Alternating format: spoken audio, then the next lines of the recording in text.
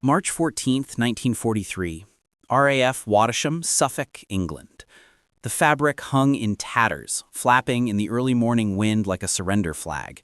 Flight Sergeant Tom Wickham stood beneath the port wing of Lancaster B. Baker, running his hand along the jagged tear that split the canvas-covered aileron nearly in half. The raid on Stuttgart had been rough. They'd limped home through flak fields and night fighters, every man aboard convinced they'd ditch in the channel. But here she was, wheels down on English soil. Barely. "How long to replace it?" Squadron Leader Matthews asked, clipboard already in hand. Wickham shook his head. "We don't have replacement control surfaces. Not for another week, maybe more. Supply convoy got hit crossing from Belfast." Matthews' jaw tightened. B. Baker was scheduled for ops in 48 hours. The squadron was already down 3 birds from the previous week. They couldn't afford to lose another Lancaster to hangar time, not with the bombing offensive ramping up. Every aircraft grounded was one less bomb over Germany, one less chance to hit the factories churning out fighters and submarines. "Patch it," Matthews said finally. "Sir, that's not—" "I know what the manual says, Flight Sergeant. Patch it."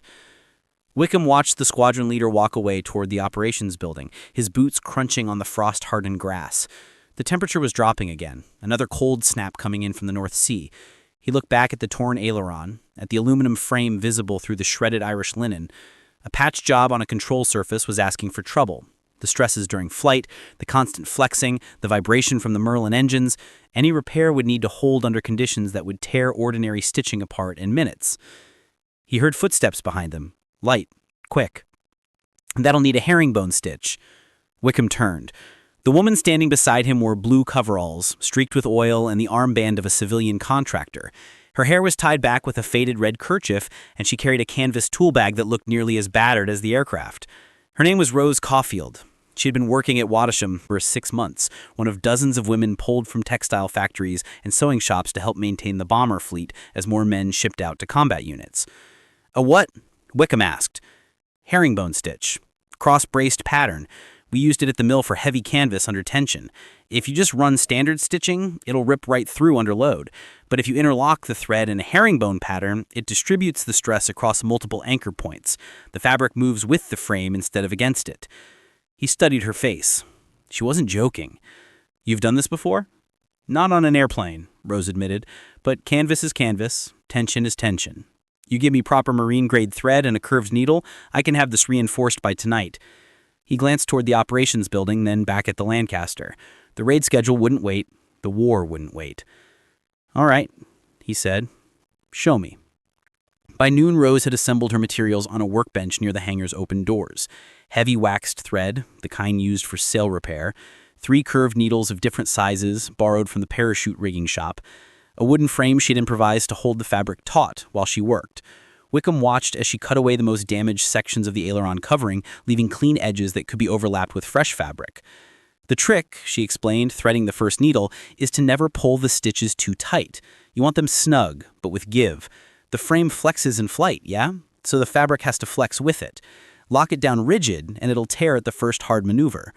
She began stitching, her hands moving with the quick precision of someone who'd spent years at industrial machines. The herringbone pattern emerged gradually, each cross-stitch interlocking with the ones beside it, creating a reinforced lattice that held the new fabric panel tight against the old. Other ground crew members drifted over to watch, drawn by curiosity. Some offered skeptical looks, others just shook their heads and went back to work. Rose ignored them all. She worked through lunch, through the afternoon, her hands moving steadily despite the cold. By 6 o'clock, as twilight settled over the airfield, she stepped back. The repair looked rough, no denying that. But when Wickham tested the aileron by hand, pushing it through its full range of motion, the fabric held without creasing or bunching. The stitching distributed the stress exactly as Rose had promised. "We'll need to test it," he said. "I know." The next morning, B. Baker lifted off for a local flight test with a skeleton crew. Wickham stood on the tarmac with Rose, both of them watching the Lancaster climb into the gray March sky. The pilot put the aircraft through a series of banking turns, some gentle, others sharp enough to make the wings flex visibly from the ground. After 40 minutes, B. Baker touched down again and taxied back to the hard stand. The pilot, a baby-faced Canadian named Peterson, climbed down from the cockpit with a bemused expression. "Whatever you did, it held. Felt solid the whole time." Wickham walked to the wing and inspected the repair. The stitching was intact. Not a single thread had pulled loose. Word spread fast in the tight confines of an operational bomber station. Within a week, 3 other Lancasters came in with fabric damage: control surfaces, engine cowlings, fuselage panels.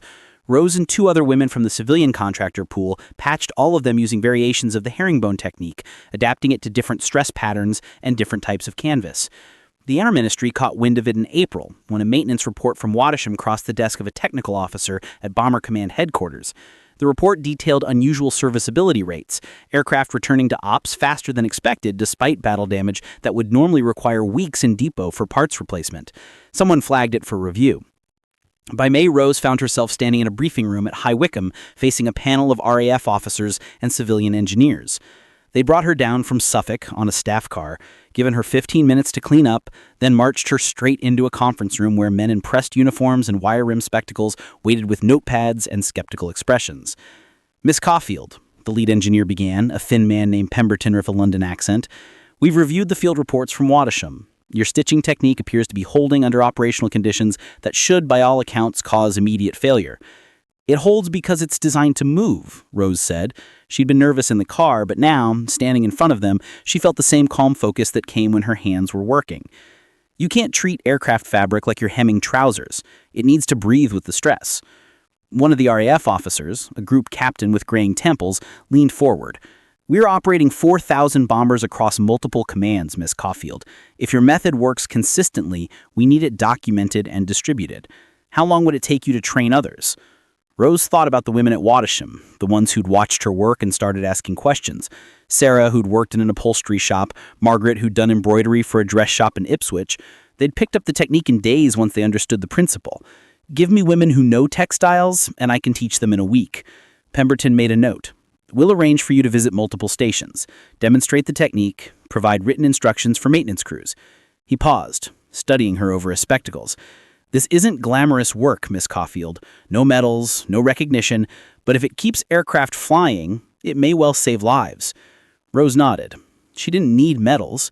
She thought a B Baker roaring down the runway at dawn, its patched wing carrying it toward Germany. That was enough. The training program started in June. Rose traveled by rail and military transport to bomber stations across East Anglia and Yorkshire, spending 3 or 4 days at each base teaching crews for techniques. She worked with WAAF mechanics who'd been pulled from admin duties to help with aircraft maintenance. She worked with Women's Auxiliary Air Corps volunteers who'd never touched an airplane before but knew their way around a sewing machine. She worked with grizzled flight surgeons who resented taking instruction from a civilian woman but changed their tune when they saw the results. At Elsham Wolds, she taught a crew how to reinforce engine cowling fabric that had been shredded by fragments from an exploding flak shell. At Elsham Wolds, she taught a crew how to reinforce engine cowling fabric that had been shredded by fragments from an exploding flak shell. At Coningsby, she showed WAAF riggers how to repair torn insulation blankets around exhaust manifolds using a modified version of the herringbone stitch that could withstand high temperatures. At Linton-on-Ouse, she spent an entire afternoon working with a maintenance officer to develop a quick patch system for minor fuselage tears that could be completed between missions. The work was repetitive, exhausting. She spent nights in cold WAAF quarters or cramped station hotels, living out of a single suitcase, eating in mess halls where the food was as gray as the English sky. But everywhere she went, the same thing happened. Aircraft that should have been grounded got back into the air. Squadrons maintained their operational strength even as battle damage mounted. By August, the technique had spread beyond bombers. Fighter stations started requesting her services. A Spitfire squadron at Biggin Hill had chronic problems with fabric-covered rudders cracking under the stress of high-speed maneuvers. Rose adapted the herringbone pattern to the smaller control surfaces, reinforcing the stitching around the hinge points. The repairs held through combat sorties over France. She returned to Wattisham in September, exhausted but satisfied. The station had expanded since she'd left. New hard stands poured, more aircraft crowding the dispersion areas. B. Baker was still flying, still carrying the patch she'd stitched back in March. Wickham told her the aircraft had completed 23 missions since the repair. 23 times over Germany, through flak and fighters and weather that had torn apart younger bombers with factory-fresh fabric. "You did good," Wickham said simply.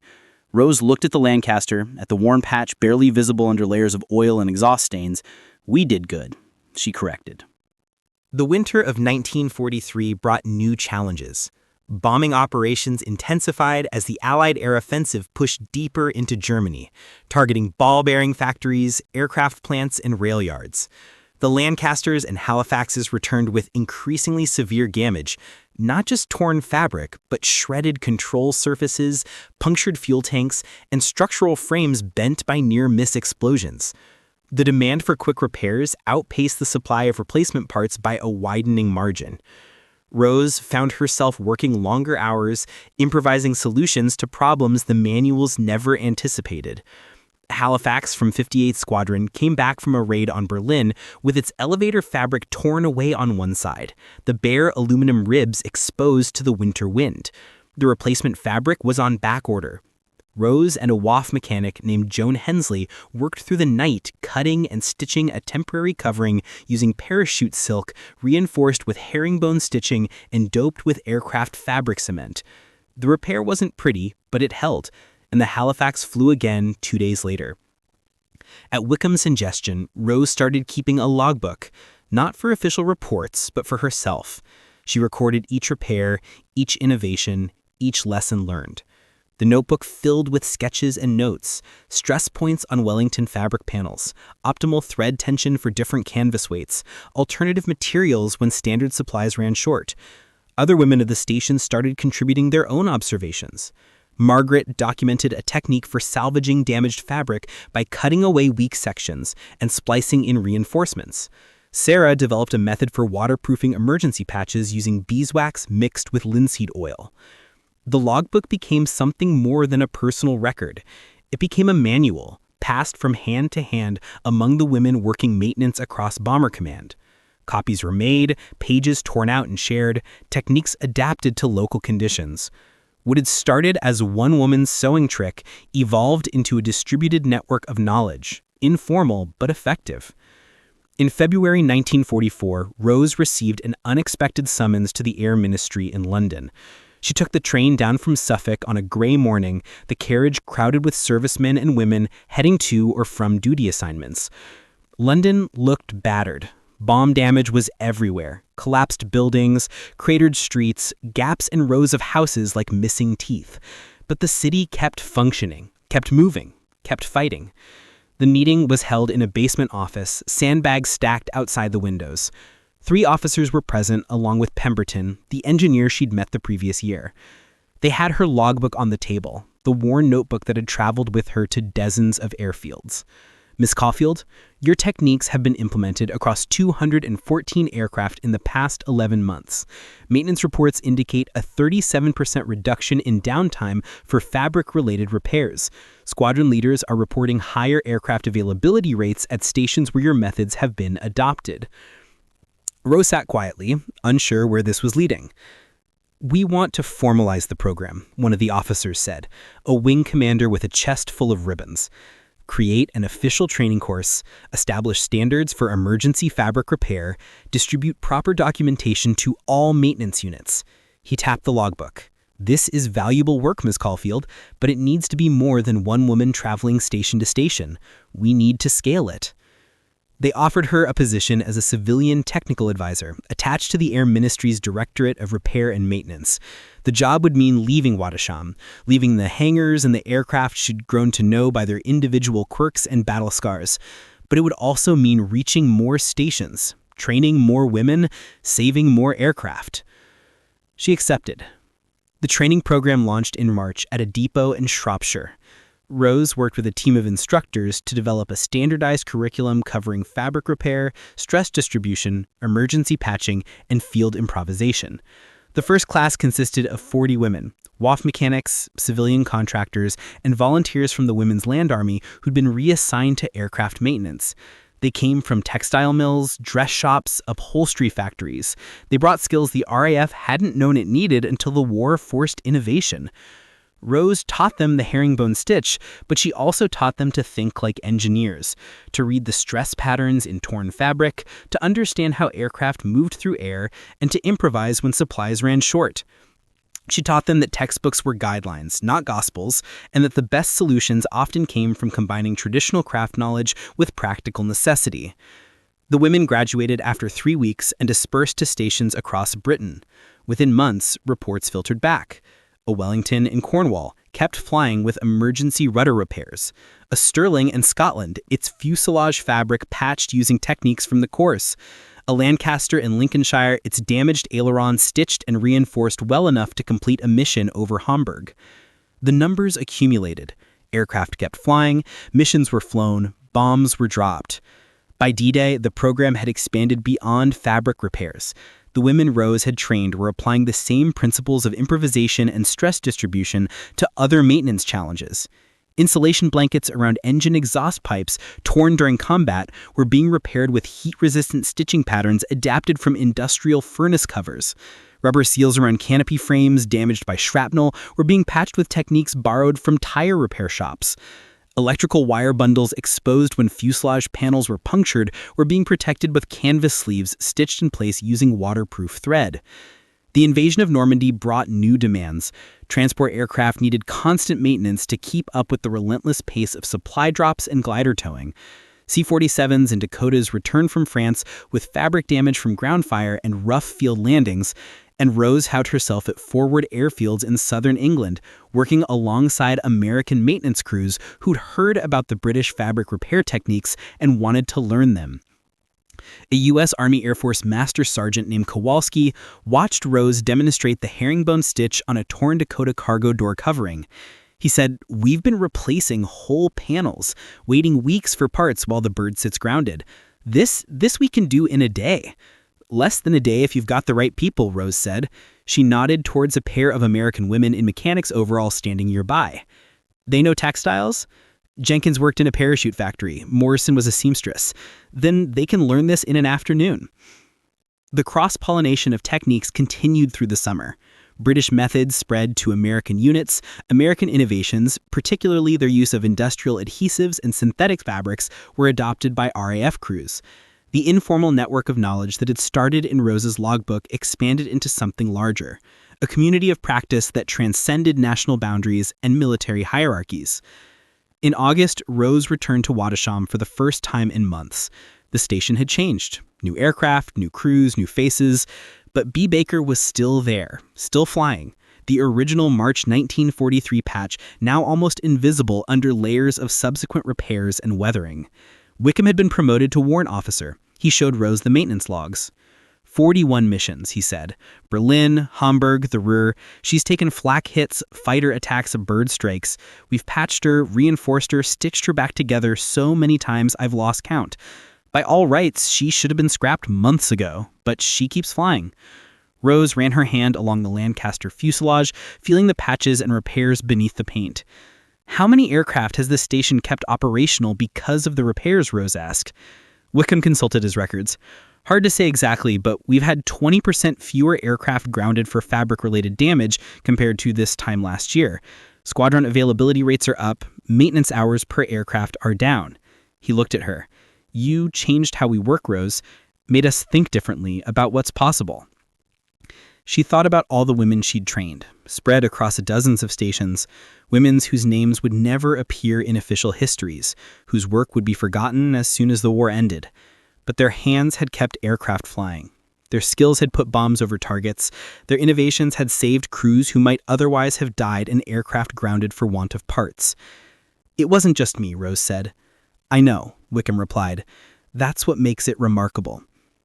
The final year of the war saw the program become fully institutionalized. What had started as an improvised field technique was now codified in official Air Ministry publications. Training courses were running at multiple depots. Maintenance manuals included detailed illustrations of herringbone stitching and stress distribution patterns. The innovations that Rose and the women she'd trained had developed for necessity became standard procedure. But Rose noticed something troubling in the official documentation. The techniques were credited to Air Ministry technical staff and maintenance development programs. No mention of the women who'd created them. No acknowledgement of the textile workers and seamstresses and factory hands who'd brought their civilian expertise to military problems. The history was being rewritten as it was still being made.